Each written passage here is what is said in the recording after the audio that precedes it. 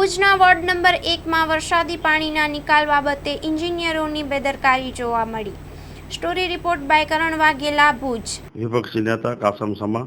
આ ward number 1 અને અમનનગર, ખારી નદી રોડ, આંગામી આવાસ, જાફર સાહેબની દરગાહવાળો વિસ્તાર, જે વિસ્તારોમાં વરસાદી પાણી ભરાય છે એની નિકાલ માટે આજે 6 મહિના પહેલાં એની ટેન્ડરની પ્રક્રિયા પૂરી થઈ ગઈ હતી।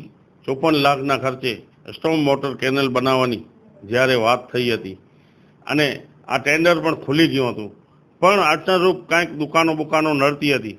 તે દુકાનો છેલ્લા 3 મહિનામાં એ પણ તોડી પાડવામાં આવી અને કેનાલનું કામ ચાલુ કરવામાં આવ્યું, પણ આ કેનાલનું કામ મંદ અને ધીમી ગતિએ ચાલુ થયું।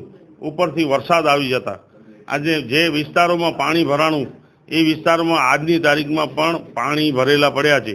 એના માટે લોકોની રજૂઆત હતી કે સાહેબને અમને આયુષભાઈ અને આસમભાઈએ જ્યારે રજૂઆત કરી તો સાહેબે એમ કીધું કે હું રૂબરૂ આવું છું સ્થાનિકે, પણ સાહેબને ટાઈમ નથી મળતો અને એન્જિનિયરોને એ લોકોને સૂચના આપી કે ભાઈ તમે જે કાસમભાઈ આયુષભાઈ જે કહે છે એ તાત્કાલિક નિરાકરણ કરો, પણ આજ દિવસ સુધી આ લોકોથી નિરાકરણ નથી। 17 તારીખે વરસાદ પડ્યો અને પાણી ભરાણા હતા, પણ આજ દિવસ સુધી આ કેનાલ આ લોકોથી કરવામાં નથી આવી અને વિસ્તારોમાં પાણી ભરેલા પડ્યા છે। હવે એ પાણી ગટરનો પણ મિક્સિંગ પાણી છે, એક વરસાદનો પાણી, બીજો ગટરનો પાણી।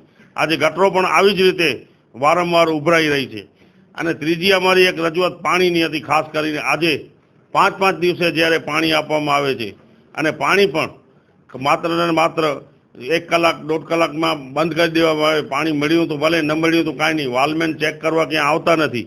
વાલમેન પોતાને મન ફાવે તે વિસ્તારોમાં પાણી ચાલુ કરે છે। આના માટેની પણ ખાસ રજૂઆત હતી કે ભાઈ આના માટે ખરેખર હવે આ વાલમેનોને તમે અહીંયાથી અનેક જગ્યાએ મોકલો તો જે લોકો આ લોકોને ખબર પડે કે ભાઈ આવી રીતે ન થાય અને જે વિસ્તારને પૂરતા પ્રમાણમાં પાણી નથી મળતું એ વિસ્તારોને પૂરતા પ્રમાણમાં પાણી મળે, એમાં અમારી રજૂઆતો હતી। એની રજૂઆત અમે લેખિતમાં પણ આપી છે, છતાં સાહેબ કે હું તપાસ કરાવું છું, પણ હજી સુધી એમની તપાસ પૂરી થતી નથી।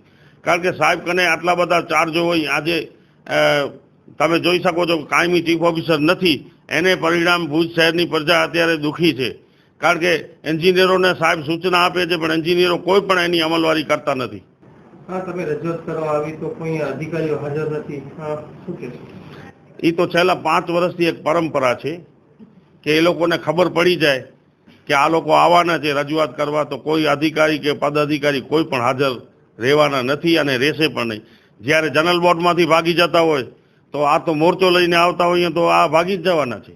એટલે એવું લાગે છે કે મોટો વળી ક્યાંક અનબનાવ કાંઈ કરી નાખે કે કોઈ?